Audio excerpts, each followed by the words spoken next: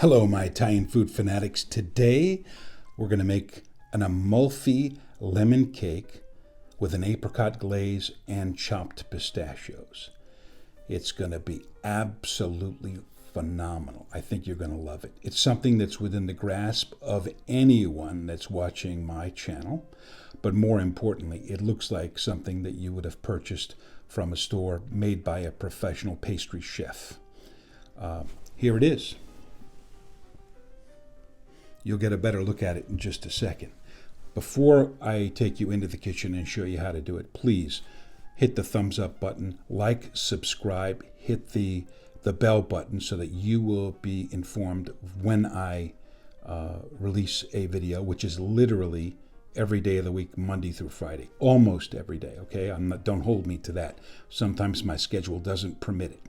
Anyway, let's not waste any more time. Let's get into the kitchen and make something that you can serve your friends, your family, and your loved ones and be proud, and they will love you for it.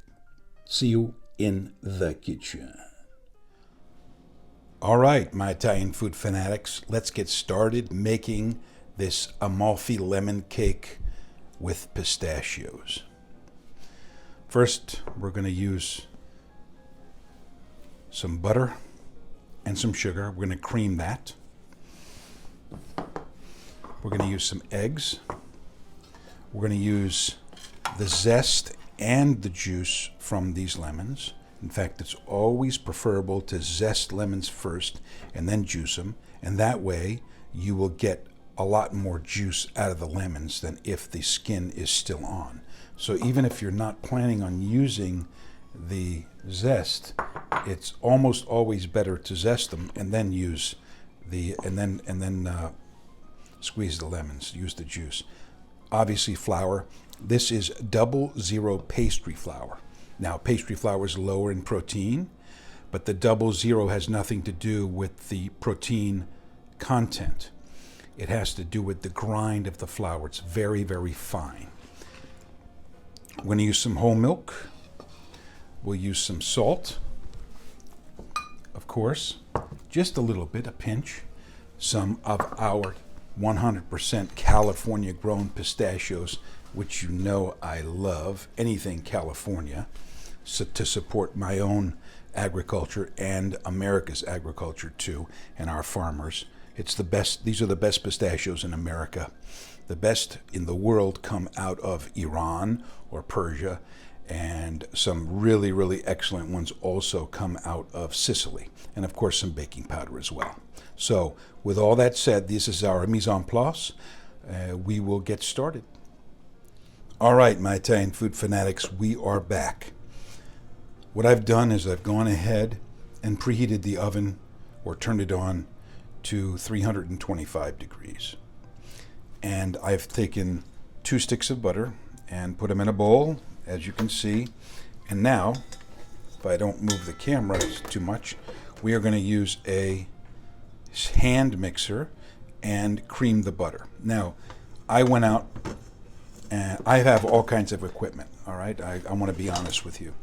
But I went out and I bought the least expensive hand mixer that I could find that had a good rating. And I'm not being paid for this. It's this Hamilton Beach. It's not exactly the greatest thing in the world, but the reason why I did it is so that you know that you don't have to have any special equipment to do this, save for maybe a zester, but you can get around that too with a vegetable peeler, all right?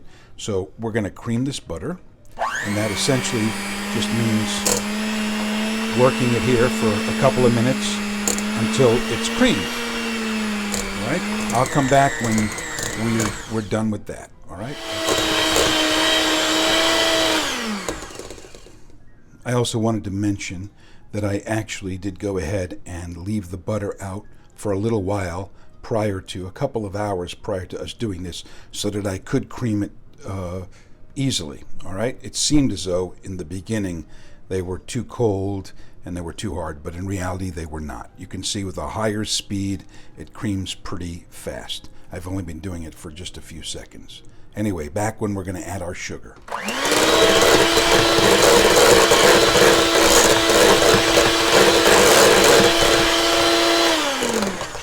Okay, our butter's pretty much creamed. It's now time to add the sugar, and we'll continue to mix this, and I'll be back when we're done. Also, sometimes, I don't know if you saw that, but there's a little black speck in there.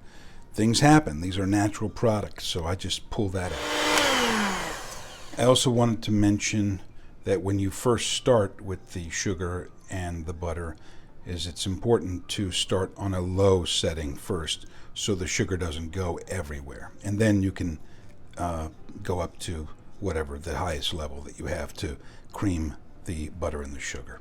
All right, back in a second. I should also mention that it's worth scraping down the sides of the bowl occasionally while you do this to fully emulsify or to fully blend all of the ingredients. All right, back when we're done.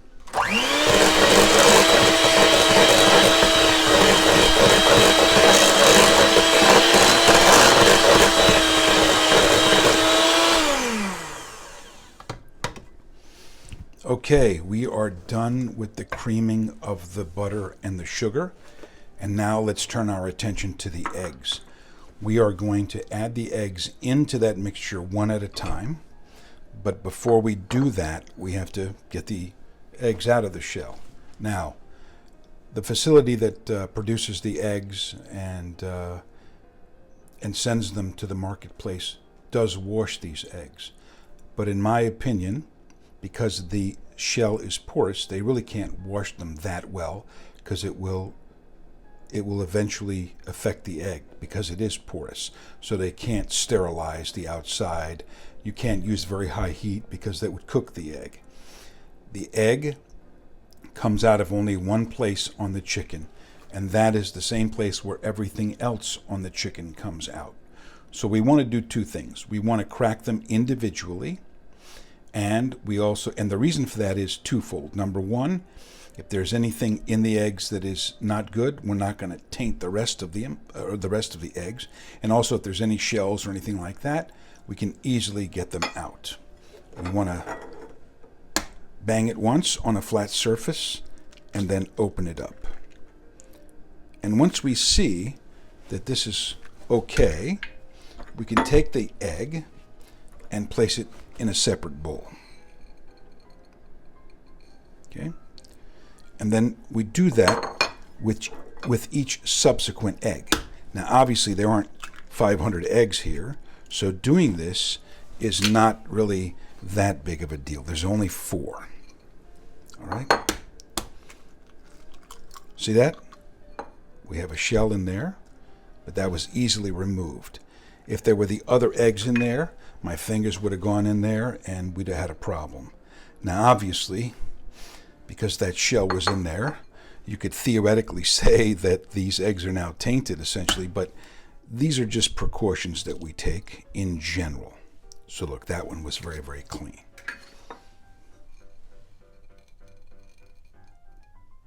And so now everything's good. We can now incorporate these eggs one at a time into our butter and sugar mixture. And I'll come back when we're doing that. All right, I've taken a moment to clean up the egg white that inevitably will get on the counter here. We'll bring in our mixer and our butter and sugar. Now, it's important that you add these one at a time and incorporate them one at a time. Number one, it makes a better end product. And number two, believe it or not, it's faster to incorporate one egg at a time and do all 4 than it would be to throw all 4 in at one time and then try to incorporate them. So not only is it faster, but it makes the end product better. And for that reason, you should, you don't have to, but you should incorporate them one at a time. All right? And fully blend them and then add the second one. So here we go.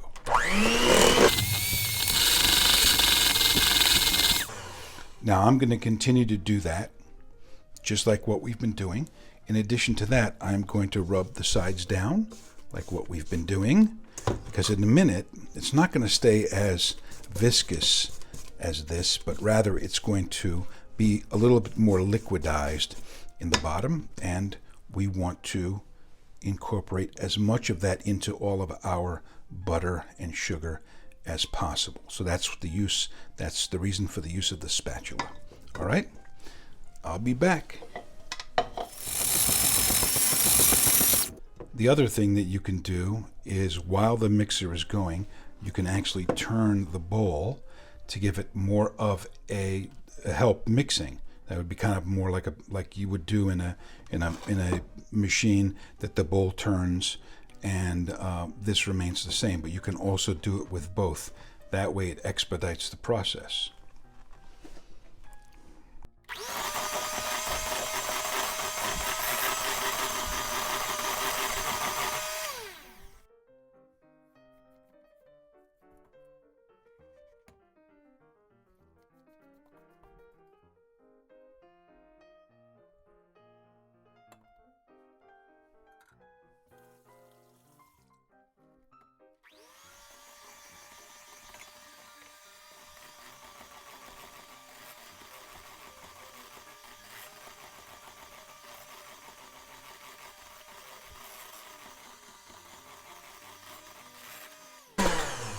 All right, there we go. We'll be back with our next step. All right, we're now going to add our lemon zest. And I'm going to zest these 4 lemons. And then we're also going to use a knife and just chop we're going to chop the zest up.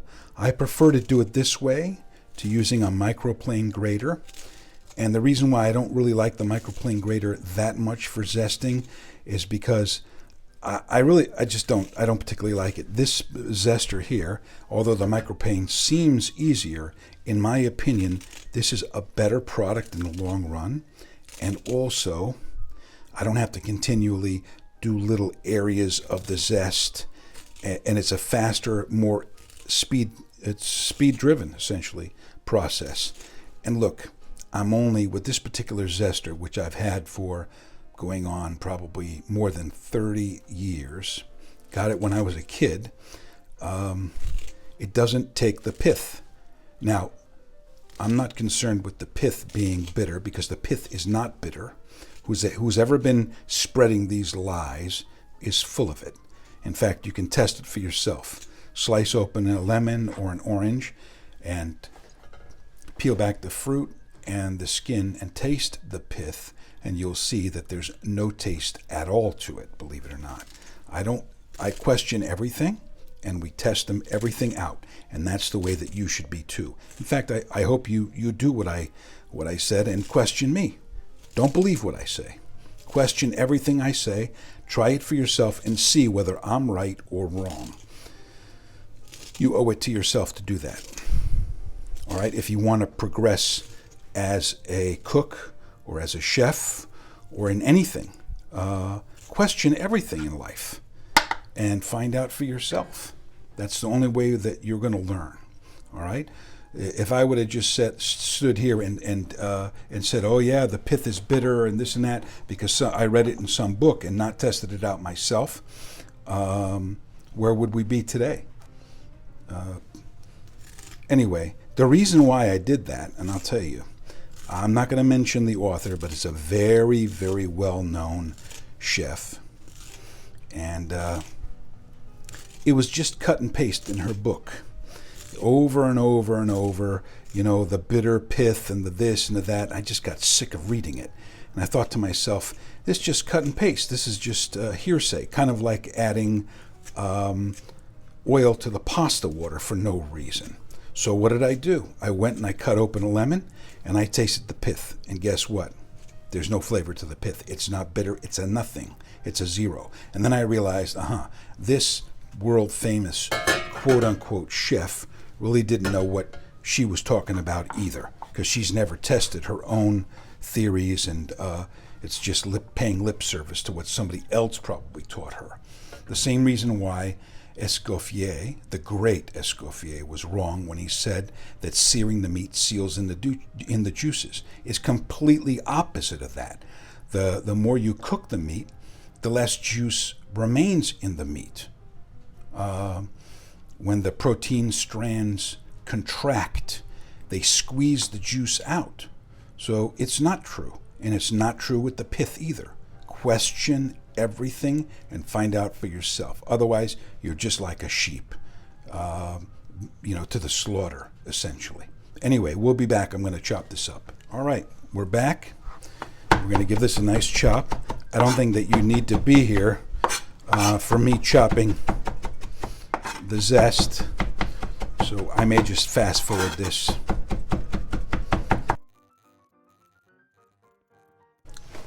All right, so there is our lemon zest.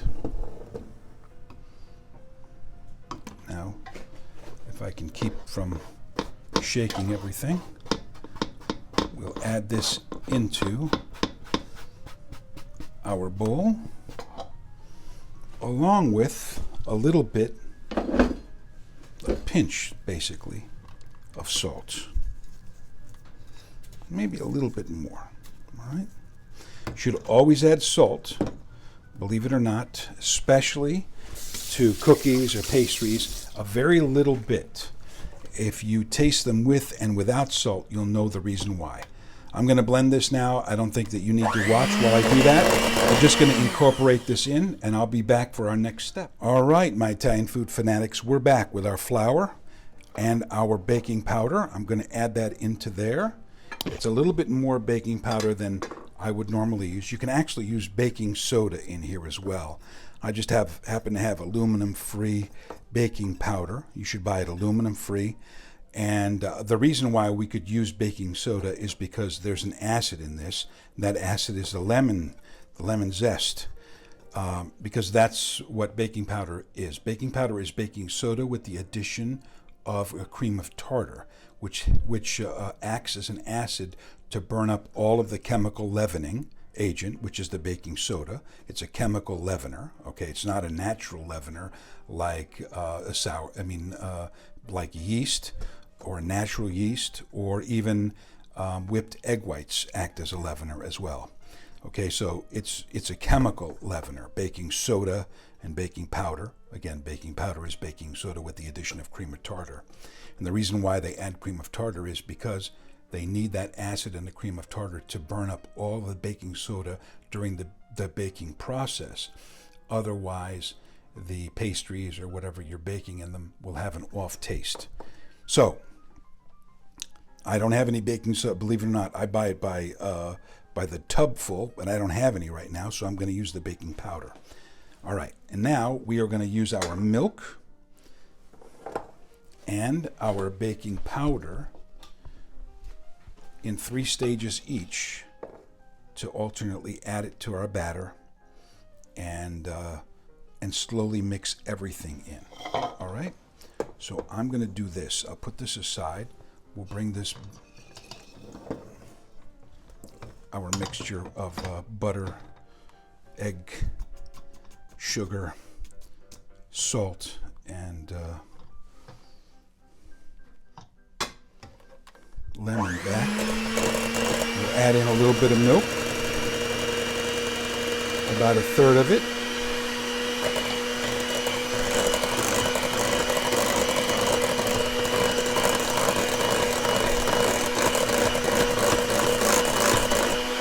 And 1/3 of our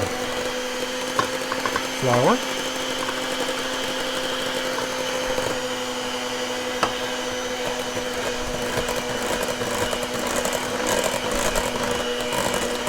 Make sure that it's incorporated.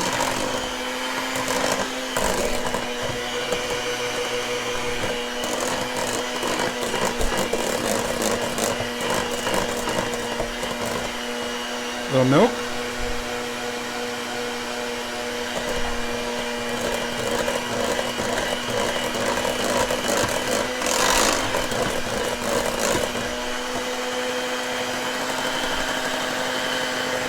Flour. And this is on the lowest speed, by the way. All right, it's not on the highest speed. You could also do this by hand. I'm doing it by machine to show you that you can do it this way too. You don't want to overbeat it. I'm going to add in the rest of the milk.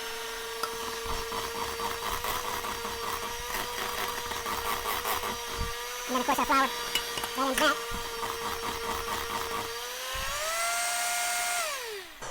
And what I'm going to do now is actually work it in by hand. All right, I think that's a apropos way of doing it at this final stage. All right, my Italian food fanatics, I have chosen this particular pan to make our Amalfi lemon and pistachio cake. And the reason for that is because when looked at from the side, these ledges here kind of remind me of the hillside on the Amalfi Coast. Now, I know it doesn't make any sense to you, perhaps, but if you've ever been to the Amalfi Coast, you'll know what I mean.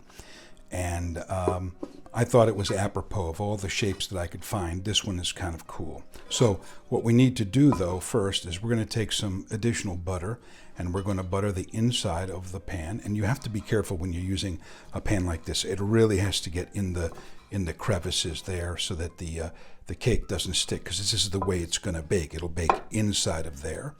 And then we're also going to flour it, okay, to create a non-stick surface. And I'll be back when we're doing that.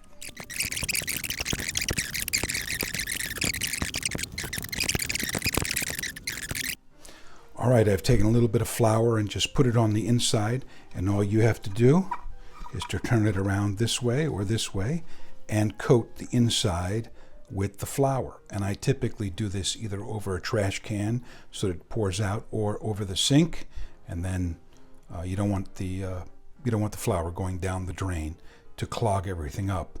So I typically do it over the trash can, and then we'll be back when this is nice and floured up. I'll show you. All right, my Italian food fanatics, there we are.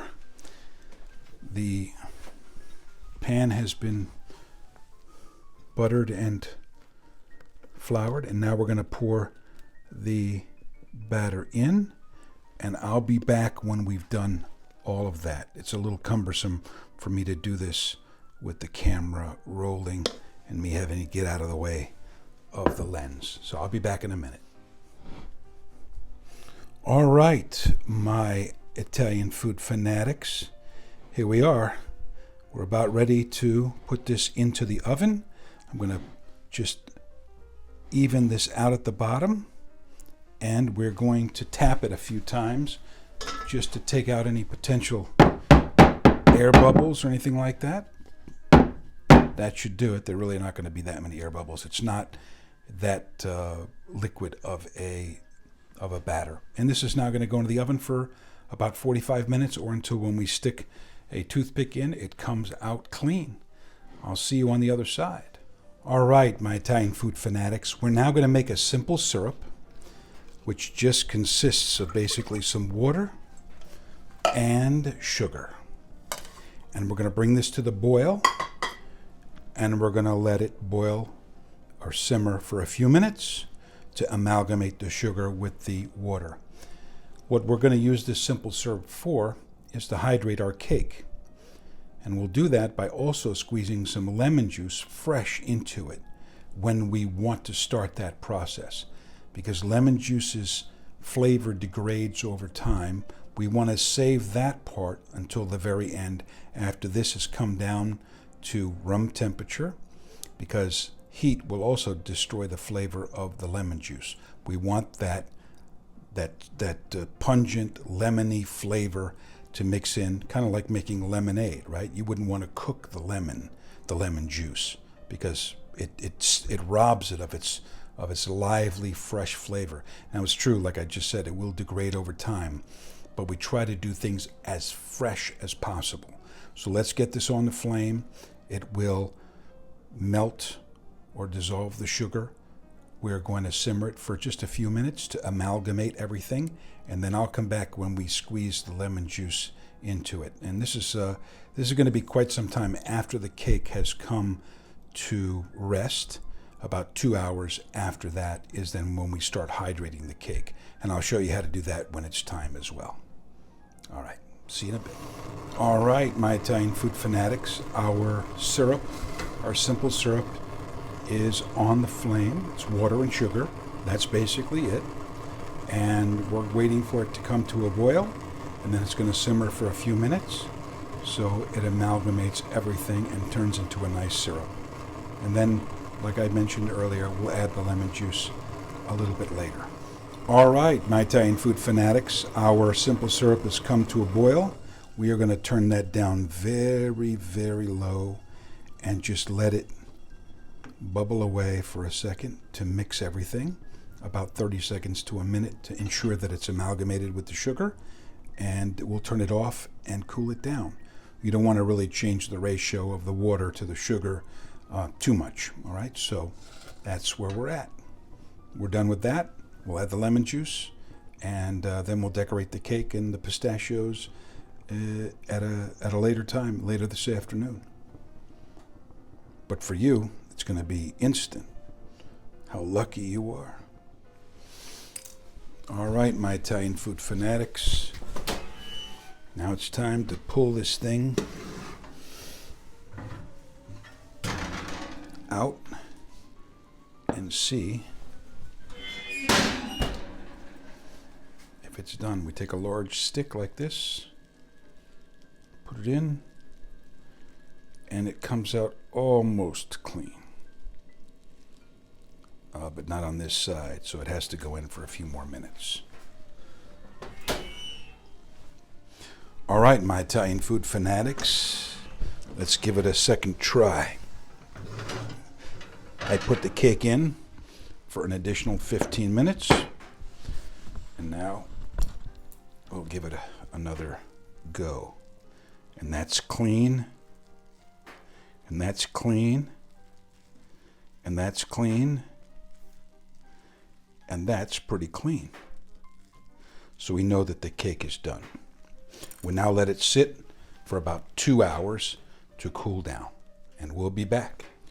All right, my Italian food fanatics, it's now time to do the lemons. So we have our simple syrup there, and what I'll do is I'm going to cut open a few lemons, 3 to be exact, and we will squeeze the juice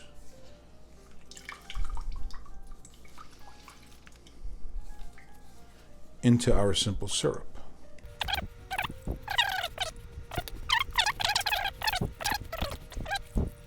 One more lemon after this. And as I had mentioned before, zesting of the lemons helps tremendously with regard to squeezing the juice out. It just comes out so much easier and better, and wastes as little of the lemon as possible. So I'll come back, I'll mix this up, take some of those little things out of there, and I'll be back and we will hydrate the cake. All right, my Italian food fanatics, here's the cake. What we're going to do is take a big skewer and do like we did when we were testing it, except we're going to punch a bunch of holes into the cake, just like this. It's going to make hydrating our cake so much easier.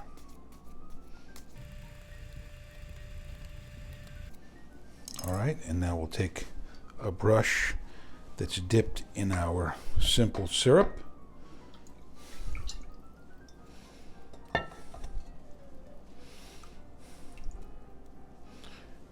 and hydrate the cake. Should move it around this way so you can see a little bit easier, and I won't have to cross over. There we go.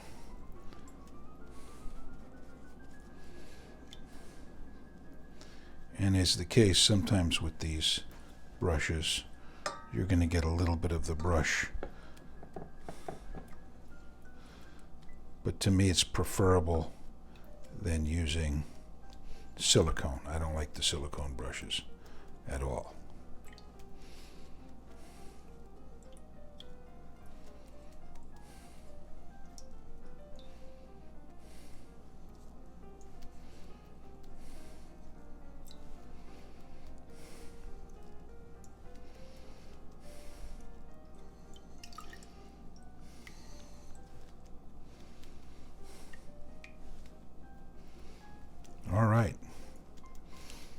that should be enough from this side. We're going to go down the center again a little bit.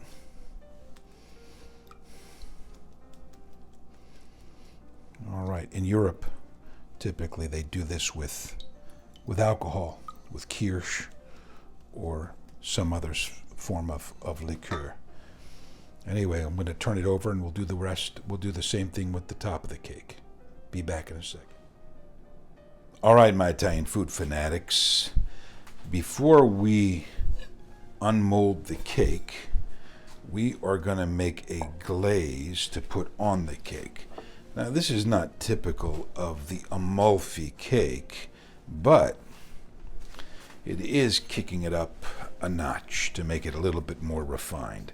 We're going to take apricot preserves, or apricot, whatever you want to call it, and place a lot of it. In fact, that's about, what's it say here? 15.7 ounces. I'm going to put the whole jar in here, believe it or not. I don't think we're going to need the whole jar, but we're going to strain this out and add a little bit of water to it, not too much. Going to mix it up and take it onto the stove and sort of melt it. I'll take you to the stove and we'll be back. All right, my Italian food fanatics, we're on the stove. I'm going to turn the heat on. I'm going to have it on high just to start. Take a whisk and move this around a little bit to sort of amalgamate the water into it. It seems counterintuitive to add water to this, but it just allows it to melt down a little bit easier, because we're going to take a pastry brush in a minute and use this to actually glaze the cake. We're going to let this heat up, and then of course you see the little bits in there. I don't know if you can or not, but we'll strain this out so that we have a smooth, clear glaze. And I'll be back when we do that. Probably going to put it in the other sauce pot. All right, my Italian food fanatics, while we're waiting for the glaze to liquefy, the apricot glaze, I'm going to take some pistachios and we're going to chop them up. Just a rough chop. You don't want little, at least I don't, not in this variation. I want sort of chunky, but not too chunky. You want to maybe cut each one of these into 3s or 4s. Now, obviously, we're not going to stand here and take each individual one and cut it into 3s or 4s. Now, if we were making something in the 3 Michelin star range, then perhaps you'd have one person that's all they would do, or that would be one of their jobs, would be to perfectly cut up the pistachios. But this is somewhat of a rustic Amalfi cake. It's very indicative of the region. Every household has their own lemon cake because lemons are so plentiful in there. In fact, they're using lemons and putting lemons in dishes that in other parts of Italy they would frown upon putting lemons. But I believe, my personal opinion is that lemon and pistachios, they go really, really well together, and especially with sugar, it's going to be phenomenal. It'll look great because it's the green against the yellow, and once we glaze the cake, these are going to look phenomenal on it. So all you got to do is just chop them up like this.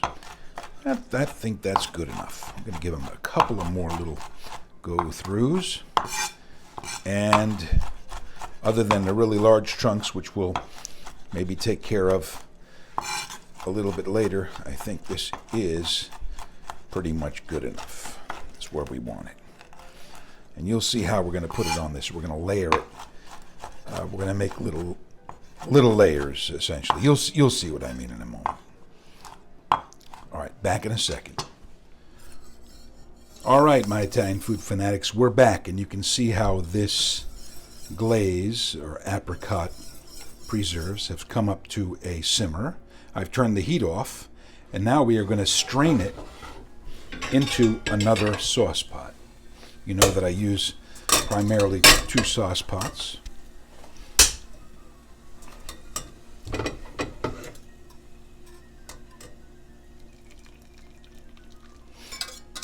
And we're going to strain it just to make sure that all the solids are removed. We don't want, we just want the glaze part of it. We don't want these solids.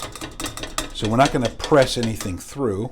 We're just going to let what is going to go through, as opposed to trying to push these solids through. And that way we get what we need. And so what will end up happening is, in fact, we're done here. This glaze, I'm going to turn the heat back on and reduce it a little bit. When it's warm or hot, it's a lot easier to coat the cake with it. And then when it cools down, it's not going to solidify, but it will be shiny, you'll see. And it will stick to the cake, and it'll be perfect. It's a little bit easier to spread it, obviously, when it's hot, because it's less viscous when it is heated up. So I'll come back and we will take the cake out of the mold and begin the finishing touches for this. All right, my Italian food fanatics, I'm going to take a cake stand and we'll place a piece of parchment paper on top of it. I fold it in half, and now we're going to dismount the cake, or unmold the cake onto it. Be back in a second. All right, my Italian food fanatics. So what I like to do is I like to take the cake, place the parchment paper on top, and then unmold it this way, like just turning it over. That way, if there's any issues, we will be able to deal with them, and it stops any problems. And there we go. How sweet it is.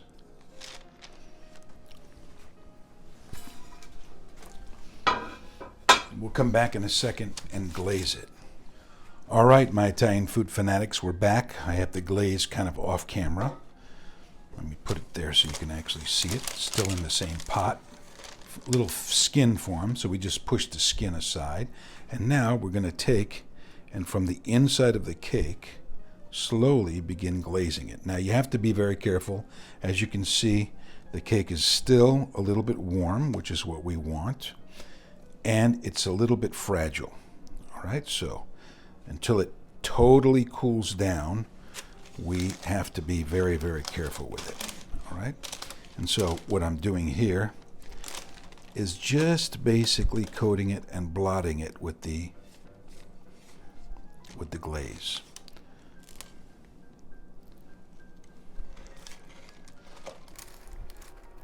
All right, we're going to go on the front side here, and then on the second pass, we will go on the back side, which would be this side over here.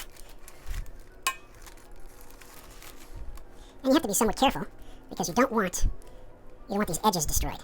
All right, that's the nicest part of the entire cake here. But we also want it to be soigné. Now I'm gonna do these sides here, and I'm not gonna bore you with all of that. And so you can see the reason why I put down the parchment paper is because we're gonna get some spills, and we don't want it everywhere. So I will do this, and we'll come back. All right, my Italian food fanatics, our cake is fully glazed, and now we are going to decorate it with our pistachios. And the pistachios are going to go right around the top here, okay, rather than being on the side or all over. And it's going to add a je ne sais quoi. It's going to make it ultra sexy. And so we'll do that right now. What I like to do is take and just put the pistachios on there like this. Now we're doing this still while the glaze is warm, and you're going to get some pistachios that are going to fall down, but that's okay. It's not a problem at all. But we just want it to be on this ledge, if you want to call it that. And that just makes it look so much nicer. It just gives it a beautiful Amalfi look to it. As if these are the cliffs in the Amalfi region.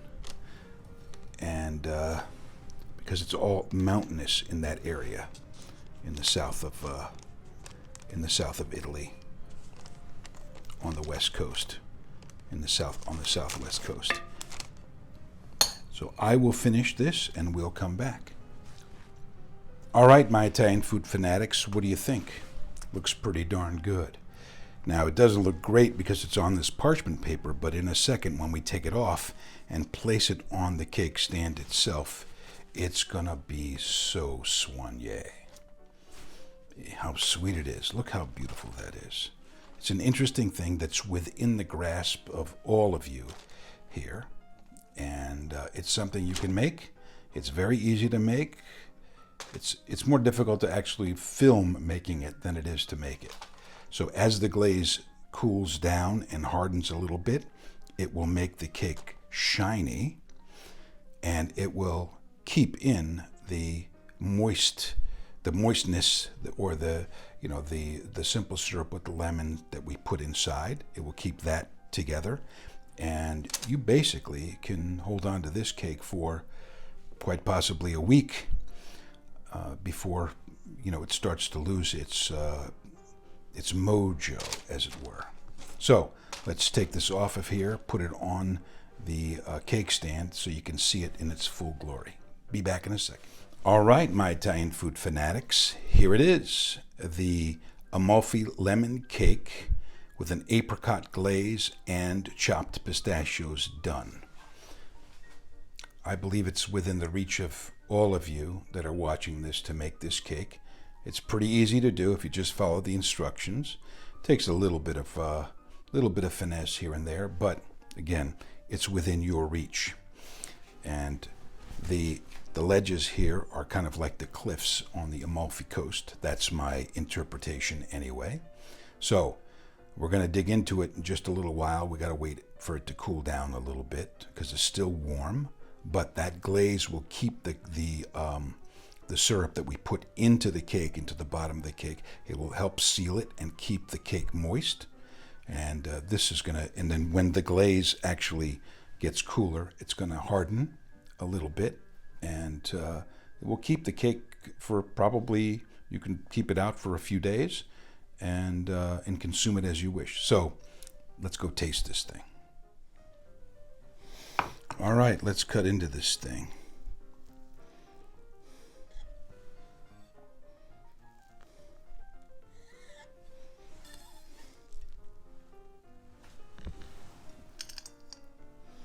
You can see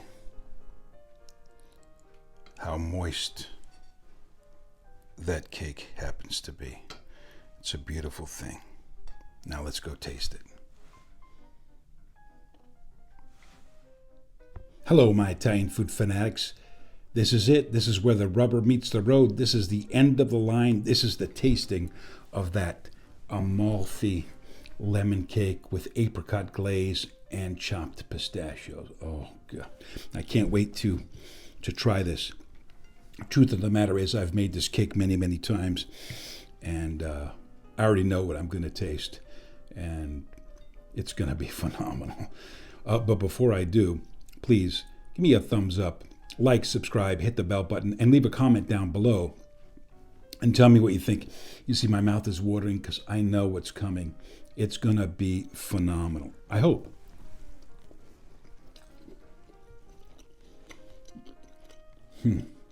Wow. There's a lightness to it in a cake that you don't think would typically be light because of the batter. There's a lightness to it. We use a 00 pastry flour, which is very, very fine, and a lot, and I mean a lot of baking powder. More than I would ever use in any sort of a recipe, but what that does is that opens it up, makes it light, and then you have a beautiful lemon flavor with that syrup that we put in, and that glaze. You taste a little bit of it. It's the perfect marriage. And then, of course, pistachios. What could be better than pistachios? It's one of my favorite nuts. In fact, I'm crazy for pistachios. I'm absolutely nuts about pistachios. So, this is within the grasp of every person watching my channel. You can buy the mold. I told you what the inspiration was, and for using that mold rather than just a regular bundt pan mold. Anyway, bottom line is, come on, don't watch me eat the rest of this. Go out, get the ingredients. It's not expensive to make. It's easy. You'll have the mold forever. And you can make this for your friends and your family and the ones that you love.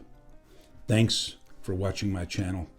Again, please like, subscribe, leave a comment, ring the bell. And thank you for your time and for your viewership. I really, really appreciate it. Have a great day.